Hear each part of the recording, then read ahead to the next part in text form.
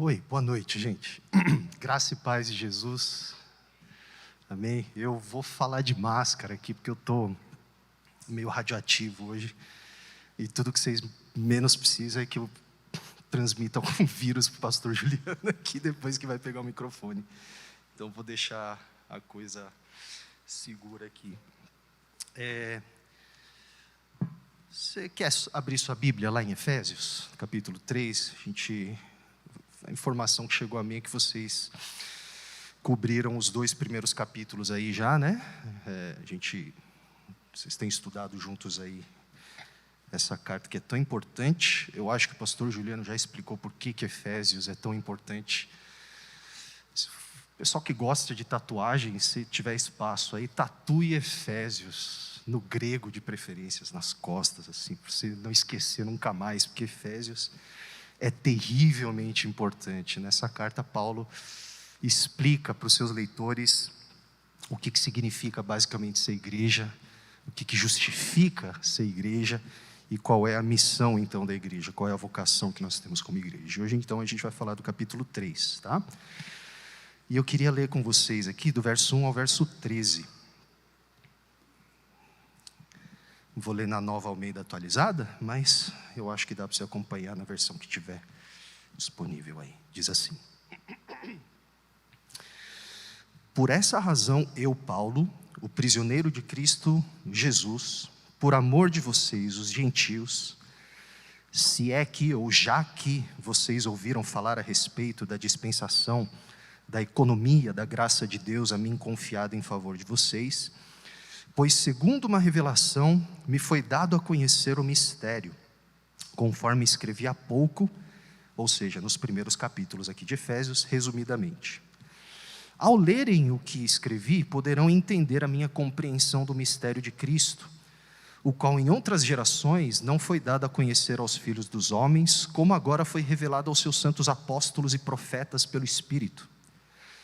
O mistério é que os gentios são co-herdeiros, membros do mesmo corpo e coparticipantes da promessa em Cristo Jesus por meio do Evangelho, do qual fui constituído ministro conforme o dom da graça de Deus a mim concedida segundo a força operante do seu poder. A mim, o menor de todos os santos, foi dada esta graça de pregar aos gentios o evangelho das insondáveis riquezas de Cristo e manifestar a todos qual é a dispensação do mistério, que durante tempos passados esteve oculto em Deus, que criou todas as coisas. E isso para que agora pela igreja, a multiforme sabedoria de Deus se torne conhecida dos principados e das potestades nas regiões celestiais, segundo o eterno propósito que Deus estabeleceu em Cristo Jesus, nosso Senhor. Em Cristo temos ousadia e acesso a Deus com confiança, mediante a fé nele. Portanto, eu peço que não desanimem por causa das minhas tribulações em favor de vocês, pois isso é motivo de honra para vocês. Amém. Até aqui. Vamos pedir a ajuda de Deus mais uma vez? Senhor, nós confessamos que nós podemos até entender as palavras, mas os nossos corações são duros. Nossos corações constroem mecanismos de defesa, para que nós até possamos entender com a cabeça, mas que essas verdades muitas vezes não desçam ao nosso coração. Mas nós pedimos para que o mesmo Espírito que inspirou teu servo Paulo a escrever essas palavras, que apontam para realidades gloriosas, profundas, transformadoras, que esse mesmo Espírito nos encontre e vença os nossos corações, e nos ajude a entender de fato, mas não somente entender com a cabeça, mas a obedecer, a viver essas realidades para as quais essas palavras apontam, Senhor. Nos ajuda, nós precisamos muito do Senhor. Em nome de Jesus. Amém. Amém. Deixa eu fazer uma pergunta aqui. Alguém aqui já assistiu a um filme chamado Onoda? Onoda, 10.000 Noites na Selva? Não, não é Marvel, né? É meio obscuro assim. Eu suspeitei que poucas pessoas iam levantar o braço. Eu não assisti ainda, infelizmente, né? O meu caçula acabou de fazer 7 anos, então acho que ele passou daquela barreira em que a gente já consegue assistir umas coisas um pouco assim, que não seja vegetais, né? Tá na minha lista de assistir esse filme aqui. Agora, a razão que eu perguntei e por que eu estou comentando desse filme, e a razão desse filme está na minha lista, é que alguns anos atrás eu li uma matéria, na verdade, sobre a história real que está por trás desse filme. E quando eu li a matéria que falava da história real que estava por trás desse filme, eu fiquei simplesmente de queixo caído, pessoal.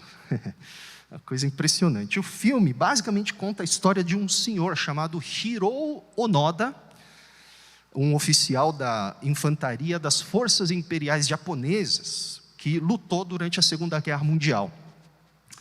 E ele foi enviado em 1944, um ano antes do fim da guerra, para lutar,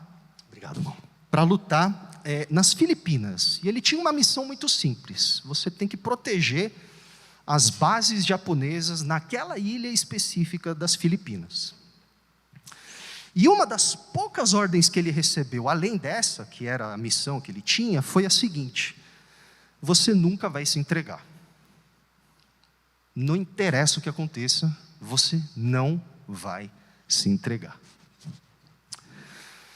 Pois bem, o que aconteceu foi que em 1945, um ano depois, como todo mundo aqui sabe, a guerra acabou.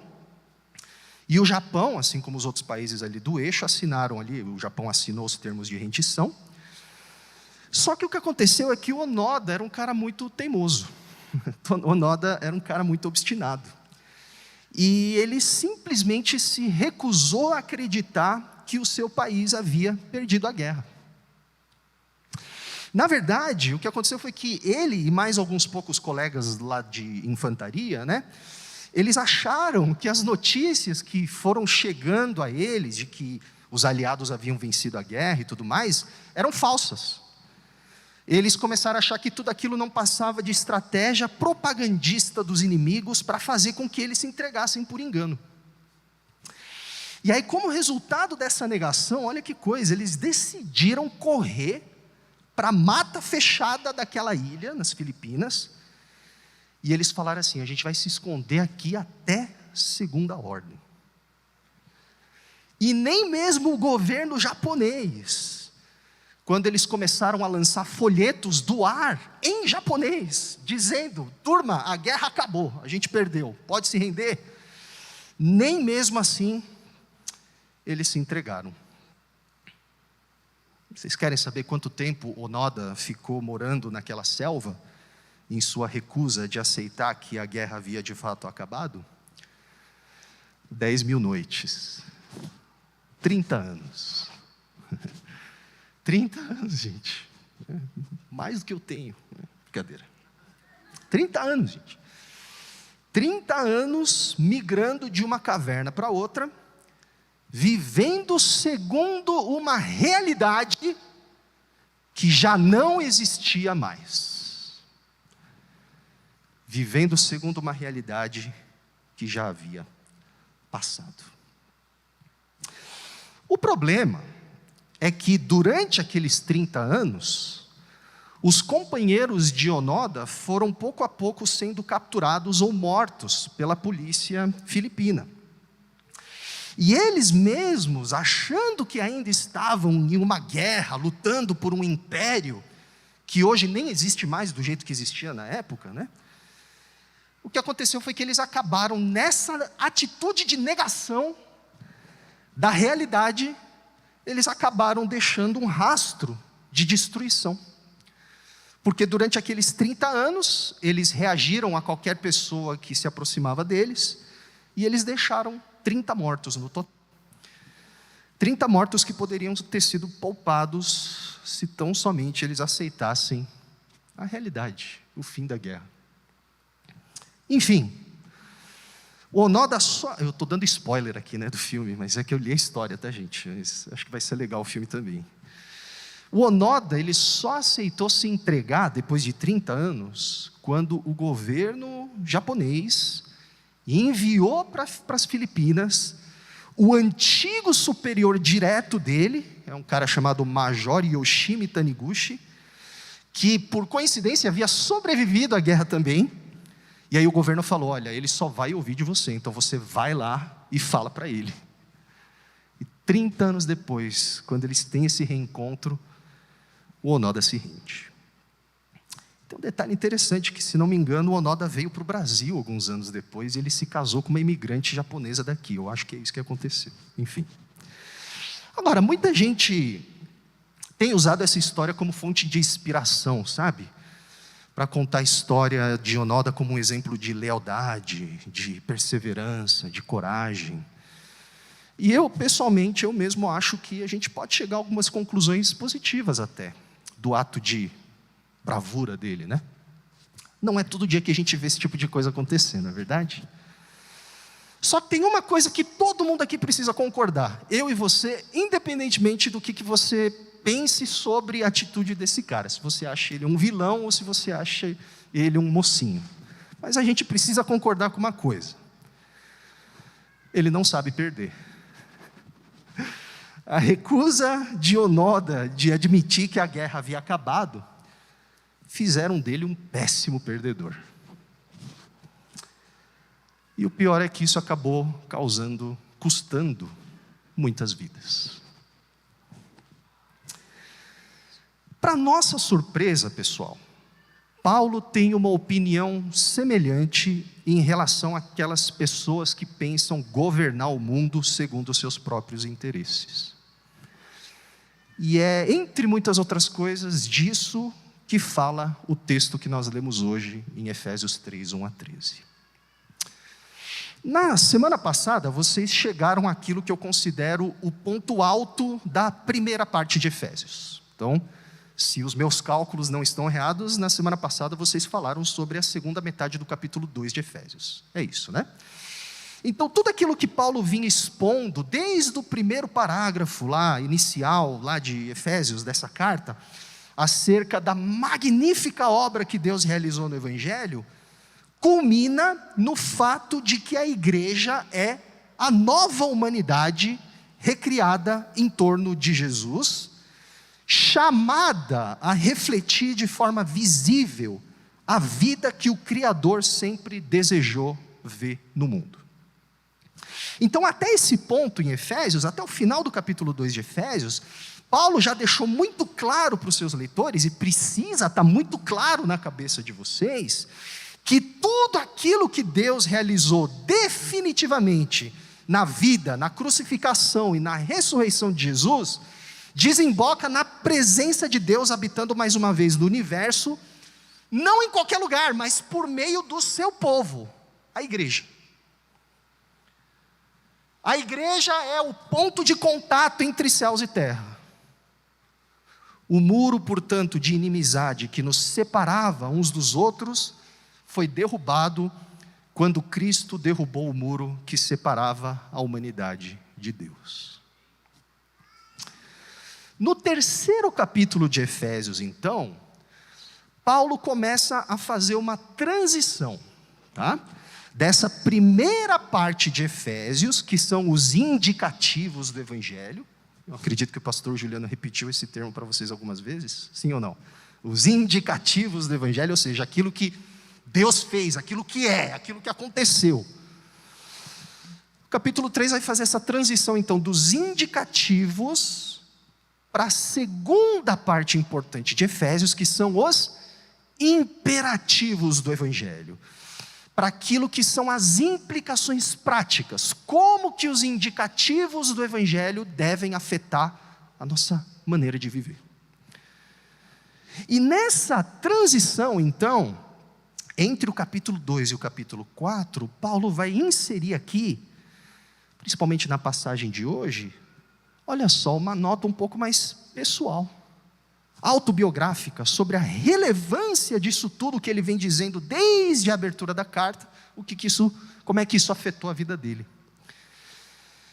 E aqui cabe a gente se perguntar por que Paulo interrompe, né, pessoal, essa densa exposição do Evangelho e da identidade da igreja para falar um pouco agora da sua vida, né?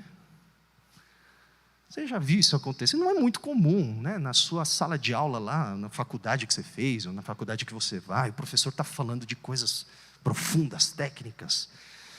Aí do nada ele começa a falar da vida dele, né? Por que Paulo se sente obrigado a colocar um comentário sobre como tudo isso afeta a vida dele? Por uma razão muito simples, gente.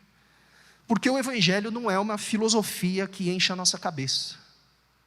O Evangelho não é uma mensagem motivacional que nos faz sentir bem, que nos faz sentir melhor com a gente mesmo, que mexe com as nossas emoções. O Evangelho é a verdade que se encarnou na história. O Evangelho é a verdade encarnada de Deus. O Evangelho é a realidade última que se materializou no tempo e no espaço. O Evangelho é o poder de Deus que afeta, portanto, todas as áreas da nossa existência. Então, para Paulo é quase impossível, e de fato para qualquer outra pessoa é impossível, tem que ser impossível, falar do Evangelho, sem em algum momento falar também da profundidade do impacto que o Evangelho teve sobre aquele que fala, inclusive Paulo. Não dá. É uma coisa muito pessoal. Não tem como eu falar do Evangelho como se eu estivesse dissecando um sapo. Não dá. Sinto muito. Agora, tem muitas coisas na passagem de hoje que fazem, na verdade, uma recapitulação de alguns temas importantes que o Paulo já abordou nos primeiros 2 capítulos de Efésios. Então, se você está lendo Efésios do começo ao fim, em uma sentada, e não existe outra maneira de você ler Efésios, tá? Deixa eu só abrir um parênteses aqui, ou de qualquer outro livro da Bíblia, né? Sabe por que a gente não entende direito a Bíblia? Porque a gente foi ensinado a ler a Bíblia naqueles devocionários, sabe? E sabe o que os devocionários fazem? Eles fatiam a Bíblia em parágrafos. Você lê um parágrafo hoje e outro parágrafo você lê amanhã. Aí o que você vai ler amanhã, você já esqueceu o que você leu hoje, né? Só que a gente se esquece que o autor não está escrevendo em parágrafos, está escrevendo a coisa toda, né? Você não lê e-mail assim, lê? Você me fala, porque eu nunca mando e-mail para você. Você vai distorcer tudo que eu estiver falando. Você não lê bula de remédio assim. Você não lê receita de bolo assim. Então, se você lê Efésios do começo ao fim uma sentada, você vai perceber que aqui em Efésios 3, quando Paulo vai dar uma nota um pouco mais pessoal, ele vai resgatar alguns assuntos que ele já mencionou anteriormente. Só que tem uma diferença importante. A diferença é que Paulo vai descrever agora o Evangelho em termos do mistério de Deus revelado em Jesus. Ele vai falar do mistério de Deus revelado em Jesus, a respeito do qual Paulo havia sido vocacionado a proclamar. Então, se você prestar atenção na passagem que a gente leu, você vai reparar que a palavra mistério se repete aqui algumas vezes. No texto grego, são 3 ocorrências da palavra mysterion, diretamente, e 2 ocorrências de forma indireta, por meio do uso de uma referência apenas, né? Aquele, ou ao qual, isto é. Tá? Então, Paulo vai falar do mistério de Deus revelado em Jesus. Só que aqui cabe a pergunta. O que exatamente Paulo quer dizer com essa palavra mistério? Que mistério, turma, é uma daquelas palavras que os evangélicos sequestraram. E hoje, se você fala mistério para um evangélico, ele vai entender uma coisa completamente diferente, talvez do que você quer dizer, não sei, depende, né? Ou daquilo que, no mínimo, o Novo Testamento quer dizer. Então, se um vizinho seu no seu elevador visse você hoje com a Bíblia debaixo do braço e chegasse e olhasse para você e falasse assim: oh, você é crente e tal, estou voltando à igreja agora. Rapaz, eu não sou evangélico, nunca fui para a igreja, mas eu tenho uma curiosidade de saber, porque esses dias eu abri a Bíblia lá que tem na casa da minha avó e eu vi num livro lá chamado Efésios, que Paulo fala de um mistério de Deus que foi. Que mistério é esse? Se você não souber responder essa pergunta depois, eu vou me sentir O pior fracassado do mundo, tá? Então, por amor a mim, por favor, preste atenção. O que significa essa palavra mistério? Olha só.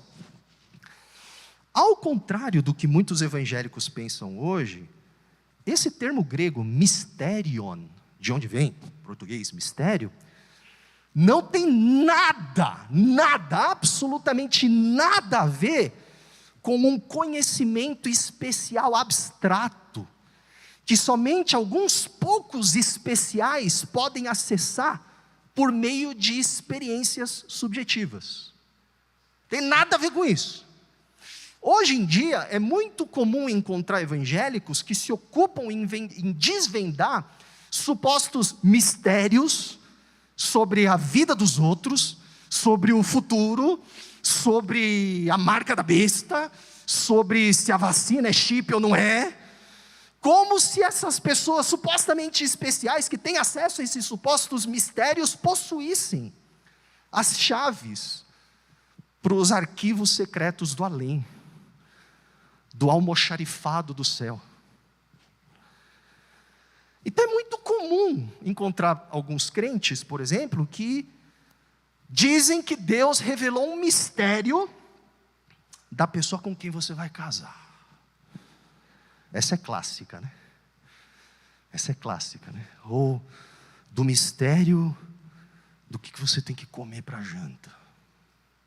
Mistério. Deus me revelou.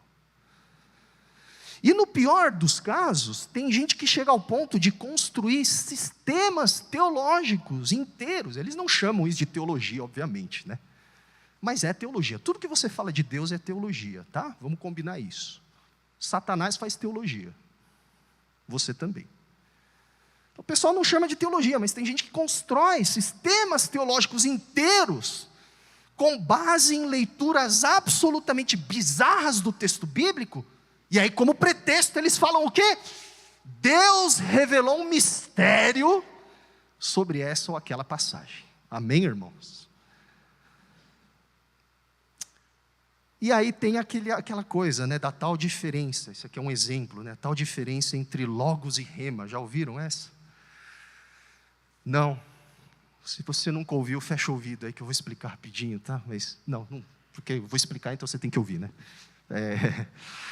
É aquela diferença, né? Não, isso aqui foi palavra logos. O pessoal pega duas palavras gregas do Novo Testamento e fala assim: tem a diferença entre logos e rema. As duas palavras no grego são traduzidas para o português por palavra. Só que logos é a palavra falada, a palavra escrita, a palavra. Rema, porém, é a palavra revelada ao coração. Presta muita atenção, tá, gente? Só vou falar dessa vez.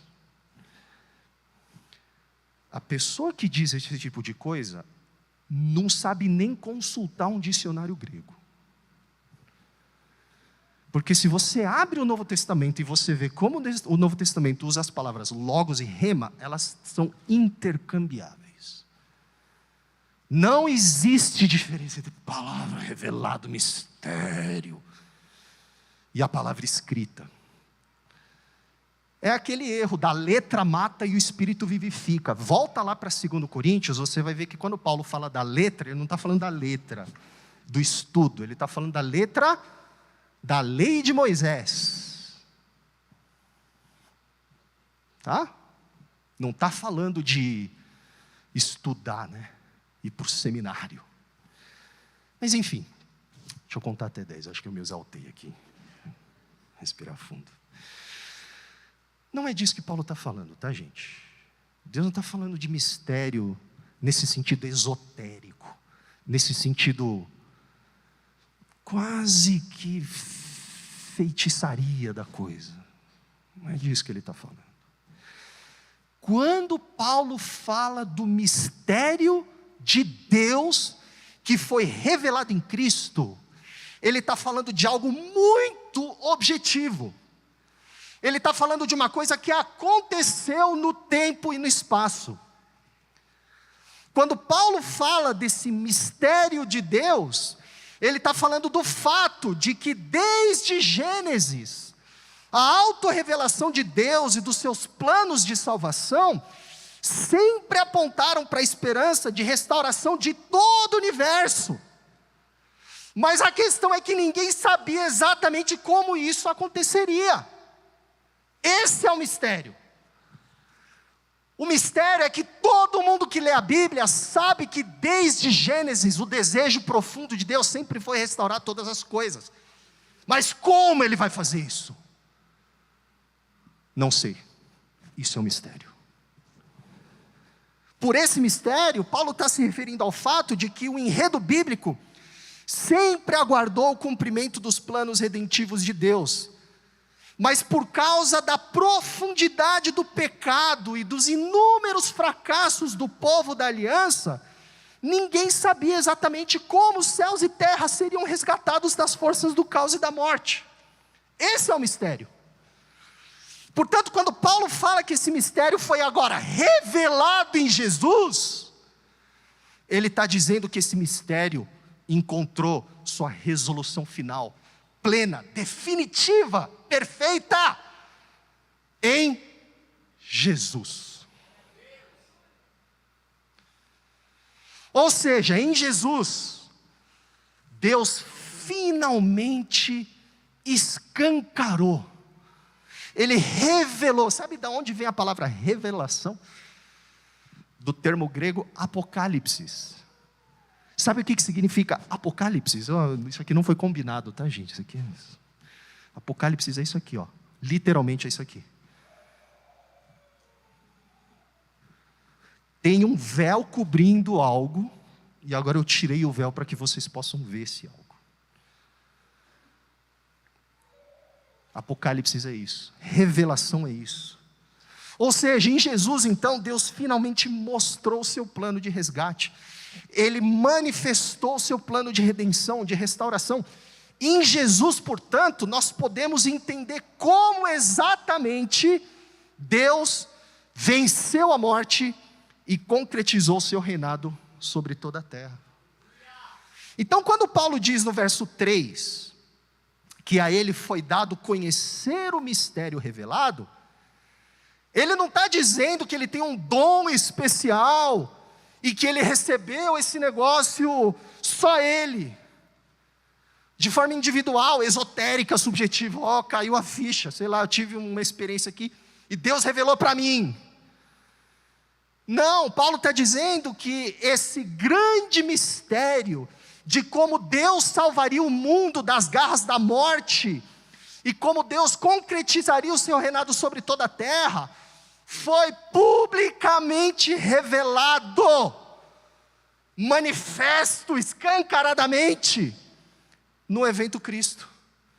E que por isso Paulo, que anteriormente era um perseguidor da igreja, pôde conhecer o significado disso.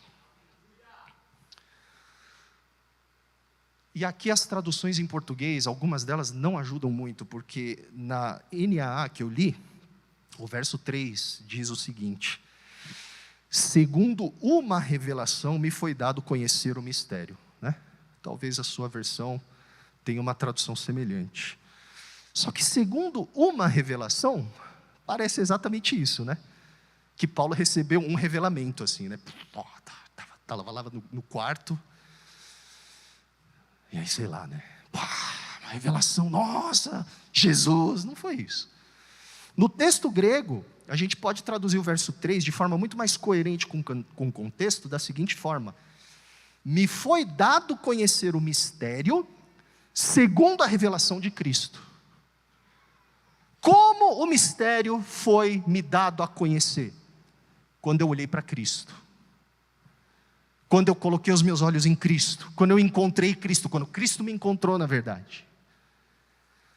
É por isso que no verso 4, Paulo chama esse mistério especificamente de mistério de Cristo. Sabe qual é o único mistério que te importa saber? Não é com quem você vai casar. Não é para onde você tem que mandar o seu currículo. Não é se você é apostila, apóstolo, se você é sei lá o quê. E a gente vai falar sobre isso daqui 2 semanas, quando eu falar do capítulo 4 de Efésios, né? Que tem muita coisa também, muitas barbaridades que o pessoal faz com aquela passagem que Paulo menciona, apóstolos, profetas, enfim. O mistério que te cabe conhecer é o mistério que Deus já revelou em Jesus. O mistério é Cristo. Jesus. Meu amigo, Deus deu Jesus. Você quer saber mais do quê? O que te importa? A mais? O mistério é de Cristo. Só que não para por aí. Aqui a coisa começa a ficar mais interessante. Porque o que nós precisamos destacar é que o resultado glorioso desse mistério, o produto, a consequência desse resgate, dessa redenção, dessa vitória que foi levada a cabo por Deus em Jesus, sabe onde hoje esse mistério é visto? Na igreja. Na igreja. Na nova humanidade que está sendo formada a partir de pessoas de toda a face da terra pelo Espírito que ressuscitou a Jesus dos mortos. O mistério é que os gentios são co-herdeiros, e por gentios ele está falando de mim e de você. Alguém tem aqui sobrenome Cohen? Goldschmidt? Quantos da Silva tem aqui? Aleluia! Quantos Shows tem aqui, né? Só eu, provavelmente. Sons tem alguns, né? Galo, Alvarenga. Vamos concordar, não são nomes particularmente judaicos. Paulo está falando de mim e de você. O mistério é que os gentios são co-herdeiros, membros do mesmo corpo e coparticipantes da promessa em Cristo Jesus por meio do Evangelho. Verso 6. E aí no verso 10 ao verso 11, isto para que agora pela igreja, presta atenção na força das palavras de Paulo aqui, tudo isso para que pela igreja, por nós, por meio de nós, a multiforme sabedoria de Deus, do Deus eterno, Criador de todas as coisas, se torne conhecida dos principados e das potestades nas regiões celestiais, segundo o eterno propósito que Deus estabeleceu em Cristo Jesus, nosso Senhor. Em outras palavras, a igreja, pessoal, nós, dá uma olhada aí, dá um giro de 360 assim. Nós somos a comprovação. Nós somos o resultado imediato de tudo aquilo que Deus fez em Jesus para vencer a morte e salvar o mundo. Sabe para onde o mundo precisa olhar para eles entenderem que Deus de fato ressuscitou a Jesus dos mortos? Para a igreja. Isso significa que lá na eternidade passada, antes da fundação do mundo, quando Deus decidiu criar céus e terra, Ele sabia que a humanidade ia pecar, mas lá mesmo sabendo que a humanidade ia pecar, Ele já havia também planejado nos resgatar da bagunça que causaríamos. E lá na eternidade passada, antes da fundação do mundo, Deus já havia se proposto a agir, Ele mesmo, na pessoa de Jesus, para reverter o problema que eu e você ocasionamos. E desde a eternidade passada, antes da fundação do mundo, antes de Deus dizer, haja luz, o desejo de Deus era que o resultado de todo esse árduo trabalho que Ele realizaria ao longo de toda a história, fosse a igreja. E aí você vem e me diz que acredita nesse papo furado de crente que diz que dá para ser cristão sem ir para a igreja?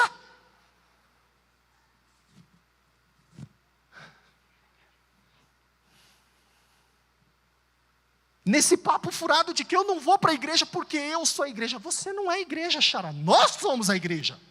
Tá louco? Eu não vou para a igreja porque eu sou a igreja. Você não é a igreja não, cara. Igreja, por definição, a palavra eclesia significa ajuntamento. Se você acha que você é igreja, é ajuntamento de outra coisa.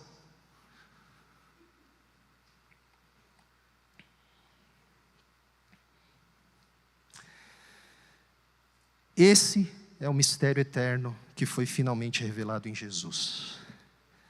A igreja, a nova humanidade, o povo de Deus composto de todas as nações em torno do Senhor verdadeiro e único do universo, sempre foi o resultado desejado por Deus, quando Ele planejou criar e salvar o mundo. Sabe que os evangélicos gostam muito de usar a expressão sonhos de Deus, né? Eu quero todos os sonhos de Deus para a minha vida e tudo mais, né? Eu tomo posse de todos os sonhos de Deus. Eu não acho que Deus tem isso aí porque Ele não dorme, né? Mas, se a gente quiser usar essa metáfora do sonho de Deus para falar do que Deus deseja ver se realizando em nossas vidas, o sonho de Deus para a sua vida e para a minha vida sempre foi que nós fôssemos igreja. Porque é por meio da igreja, é por meio de nós, pessoas que éramos inimigas de Deus, forasteiros da presença de Deus, mas que agora podemos adorar o único Senhor do universo, porque Ele fez tudo o que Ele fez em Jesus. É por meio de nós que os principados e as potestades nas regiões celestiais podem finalmente ver o quão insondável, o quão incomparável é a sabedoria, o poder e a autoridade de Deus. A igreja, pessoal, é o manifesto de Deus, é a declaração pública do Criador dos céus e da terra, para todas as forças do caos que entraram no mundo após o pecado, de que todas as coisas nos céus e na terra foram submetidas agora ao senhorio de Jesus. Esse é o resultado da revelação do mistério de Deus em Cristo.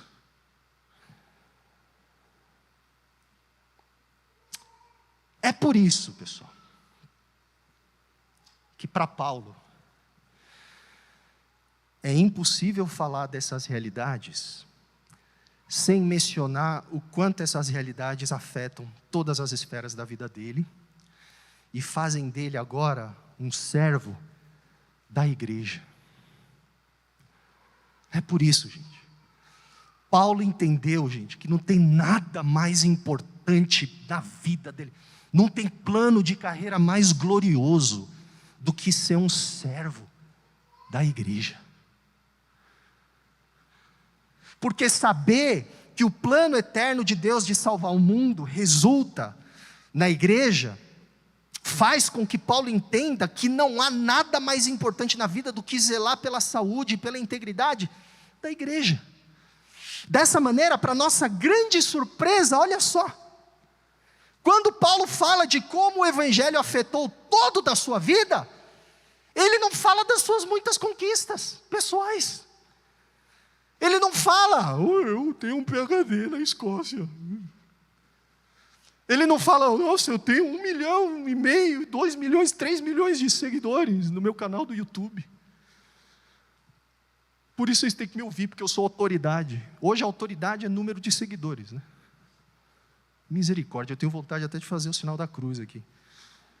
Paulo não diz, olha, eu plantei não sei quantas igrejas em não sei quantos meses. Sabe o que Paulo diz?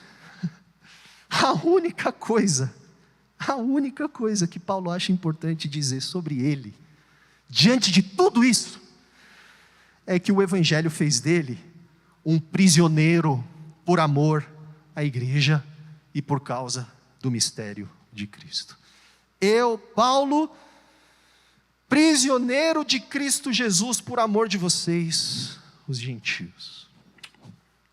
Que contraste, né, meus irmãos? Que contraste entre os muitos autoproclamados apóstolos que viajam hoje de jatinho particular, olha só, para pregar em conferências de avivamento. Vocês seguem todos esses caras que eu sei, viu? Deus está vendo. Deus está vendo. E vocês estão dando risada, mas eu posso dar o papo reto aqui? Você bate palma para cara que se diz apóstolo e transita muito confortavelmente nas esferas de poder da sociedade. Se Jesus viesse hoje, você não reconheceria.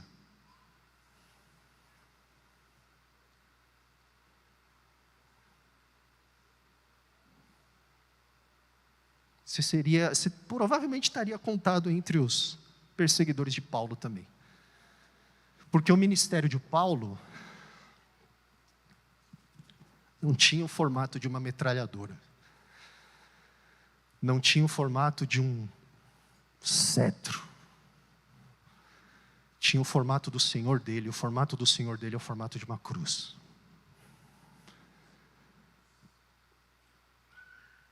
E isso é importante, pessoal, porque se até aqui Paulo deixou claro que a igreja é o povo que foi reconciliado com Deus e uns com os outros por intermédio de Cristo, é necessário entender também que a reconciliação que experimentamos no Evangelho não resulta necessariamente em paz com os poderosos desse mundo.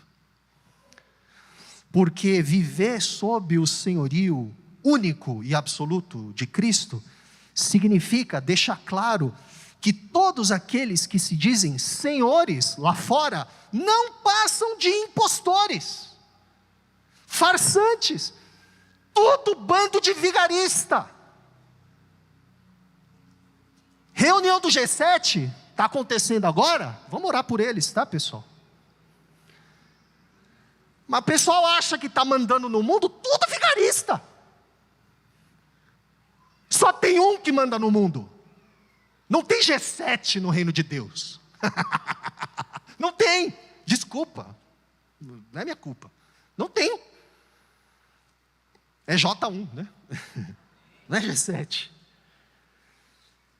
E para aqueles que se consideram detentores de algum tipo de autoridade, o Evangelho representa a mais terrível ameaça. Deus governa por meio de governantes, e por isso que eu estou falando, a gente tem que orar por eles, porque é assim que Deus governa o mundo. O Evangelho não é anarquia.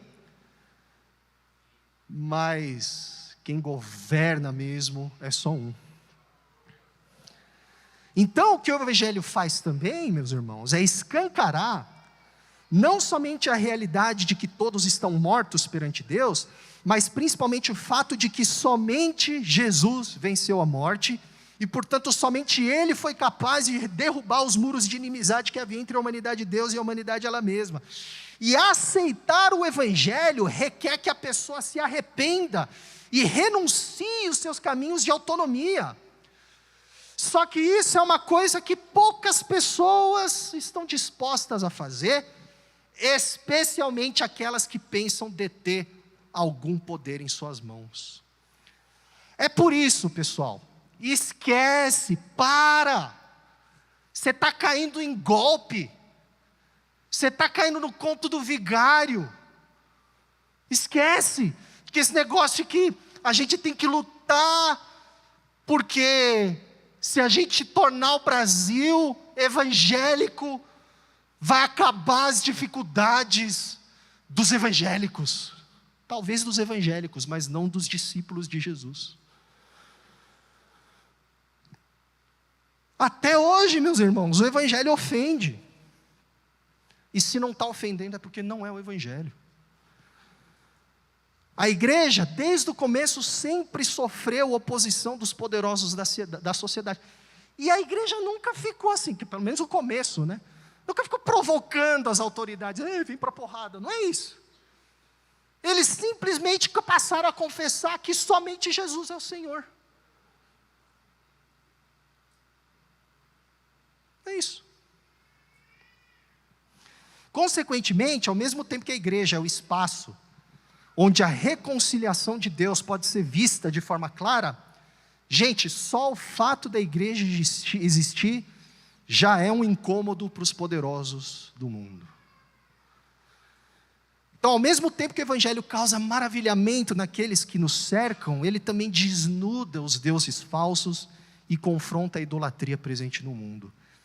Portanto, ter paz com Deus e ter paz com aqueles que pertencem à igreja não significa necessariamente ter paz com os poderosos desse século. E o evangelho fez de Paulo um prisioneiro, precisamente porque ele havia se tornado pregador de Cristo. Só que aqui tem uma sacada. A sacada é que, por mais irônico ou anticlimático que possa parecer o fato de que um dos maiores pregadores do evangelho tenha passado boa parte do seu ministério encarcerado, apesar disso, o evangelho dava para Paulo uma perspectiva reconfigurada de toda aquela situação. Embora os sofrimentos de Paulo fossem um escândalo aos olhos dos homens, e de fato tinha um monte de gente na época do Paulo que dizia para as pessoas: você viu, Paulo está preso, ele é apóstolo coisa nenhuma. Vocês acham que esse negócio de teologia da prosperidade, do coaching, é tudo de hoje? É nada, meu. Lê história. Está tudo lá na época do primeiro século já. Os caras falando, esse Paulo só sofre, só apanha. Não pode ser apóstolo. Porque apóstolo mesmo não sofre. Pare de sofrer. Seja cabeça e não cauda. Posso chamar os músicos aqui à frente? Você tem que potencializar as suas possibilidades. Por isso que Paulo vira e mexe precisa defender o seu apostolado. Em 2 Coríntios ele faz menção aos superapóstolos.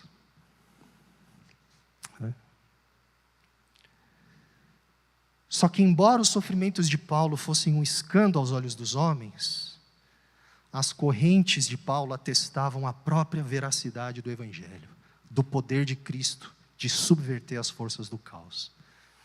No encarceramento de Paulo, portanto, a oposição que os poderosos desse mundo sempre demonstraram contra Deus, desde Gênesis, era escancarada ainda mais. Porque ao prender Paulo, os poderosos desse mundo davam provas de sua decadência. Os poderosos desse mundo davam provas de que eles não sabem perder. E é precisamente por essa razão que Paulo não se envergonha de se identificar como prisioneiro. E ele chega até o ponto de dizer que as suas tribulações são a glória dos seus leitores. Portanto, verso 13, portanto eu peço que não desanimem por causa das minhas tribulações em favor de vocês, porque isso é motivo de honra para vocês. Sabe o que Paulo está dizendo? Paulo está dizendo que vale a pena sofrer pelo evangelho, porque no evangelho o mistério de Deus foi revelado.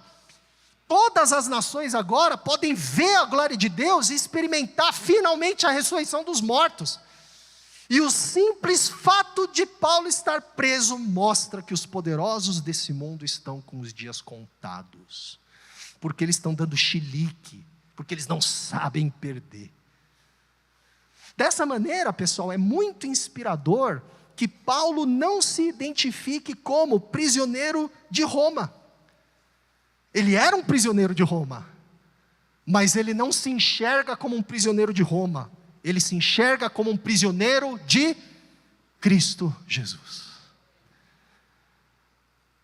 Porque Paulo pertencia inteiramente àquele que venceu a morte.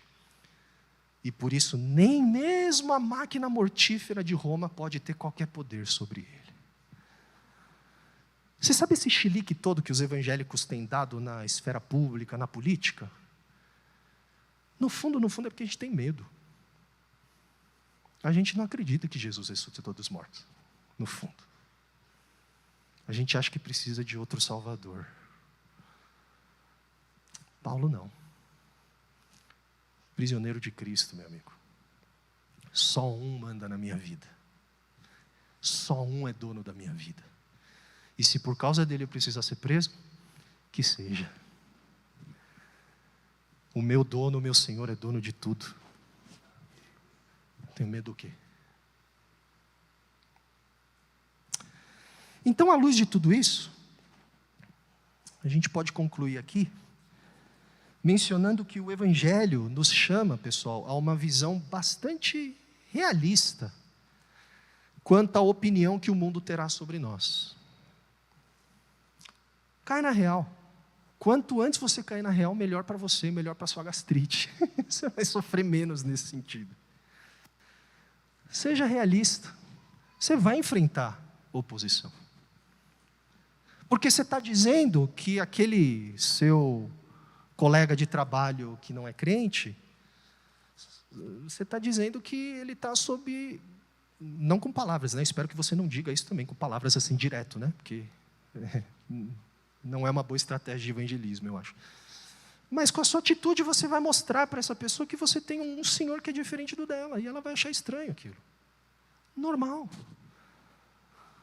O problema, sabe qual é o problema? O problema é que, infelizmente, a opinião que o mundo tem cultivado sobre a igreja brasileira nos últimos anos não tem sido a melhor, e isso quase inteiramente por culpa nossa mesmo. Porque a igreja brasileira, de modo geral, não tem vivido à altura do nosso chamado, conforme descrito em Efésios. Escândalos, mau caratismo, idolatria, casamento com ideologias espúrias. Mas mesmo que a gente consiga se aproximar da visão descrita em Efésios, a gente precisa esperar navegar em um contexto que nunca deixará de ser minimamente hostil a nós. Porque o simples fato de nós estarmos aqui, como igreja, adorando ao único Deus verdadeiro que nos resgatou da morte por meio de Jesus, já representa uma ameaça.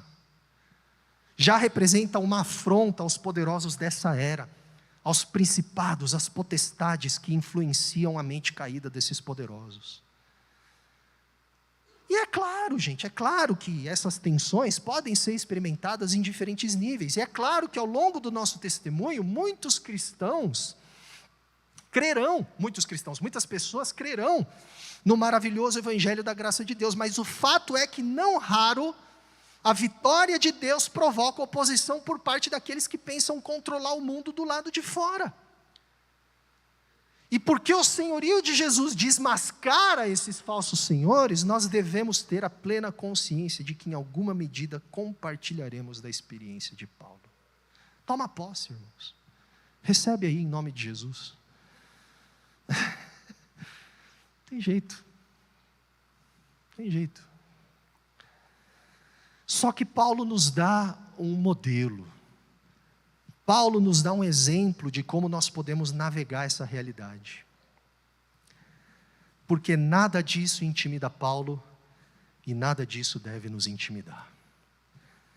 Na verdade, a oposição que nós encontramos no mundo atesta o fato de que os poderosos desse mundo não têm mais prerrogativa sobre nós. Nós pertencemos ao Senhor único e absoluto do universo.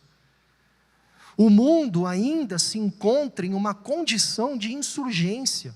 Os principados e as potestades estão em negação em relação à vitória de Cristo sobre as forças do caos.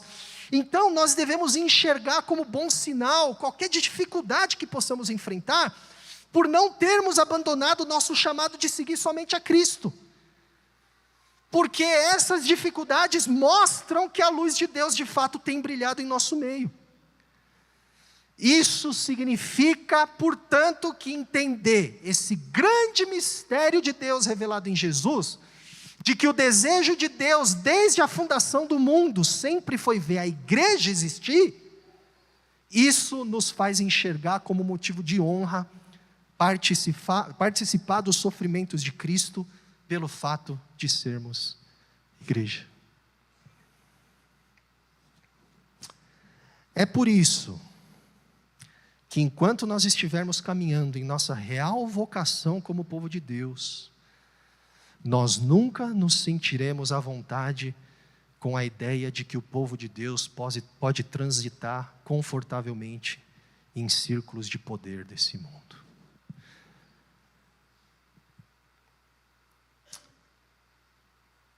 Meus amigos, quando você vê representantes de grandes igrejas e denominações muito confortavelmente transitando em círculos de poder, meus amigos,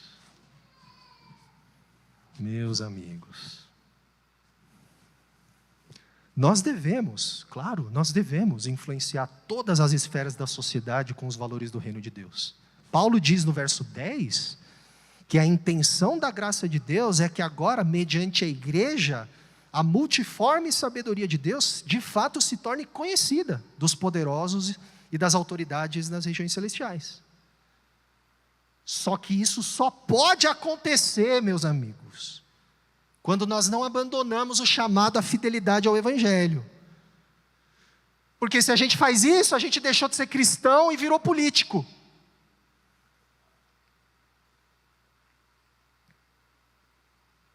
Isso só pode ser feito quando nós jamais nos curvamos a outros supostos senhores que não são Jesus. Então, se nós estamos muito confortáveis com os chefões desse mundo, é porque provavelmente nos submetemos às mesmas forças, à mesma mentalidade que opera sobre eles. Então, o meu desejo para vocês é esse, com isso eu concluo, tá? Que vocês possam ter a mesma consciência de Paulo. Que nós entendamos que nós somos prisioneiros de Cristo. Ser igreja é entender que nós somos participantes desse mistério revelado de uma vez por todas e completamente em Jesus. Ser igreja é entender que nós somos a humanidade que está sendo recriada à imagem de Jesus, que Deus sempre sonhou ver desde antes da fundação do mundo. E ser uma igreja livres é ser uma igreja prisioneira de Cristo e de Cristo somente. Portanto, sejamos o povo do Senhor ressurreto, que derrubou o muro de inimizade entre nós, e que a luz de Deus avance por meio de nós. Que Deus nos ajude a viver a luz de Efésios, ainda que no caminho nós enfrentemos alguns obstáculos. A oposição dos poderosos é sinal de que nós somos de fato a nova criação de Deus.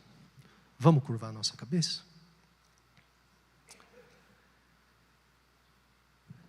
Senhor, quem teria planejado esse mistério? Não cabe na nossa cabeça, assim. E eu confesso que falar dessas coisas, pensar nessas coisas, ainda é grande demais. O resultado do mistério, o resultado do plano de salvação, de resgate de todas as coisas que o Senhor criou, é algo que desemboca em nós, na igreja. Faz a gente entender isso, Senhor. Abre os nossos olhos, abre os nossos corações. E faz a gente entender que não tem vida melhor que a gente possa viver, senão como ministros desse mistério, senão como prisioneiros do Senhor. Faz isso para a Tua glória, Senhor, e faz isso para a nossa própria felicidade também. Em nome de Jesus. Amém.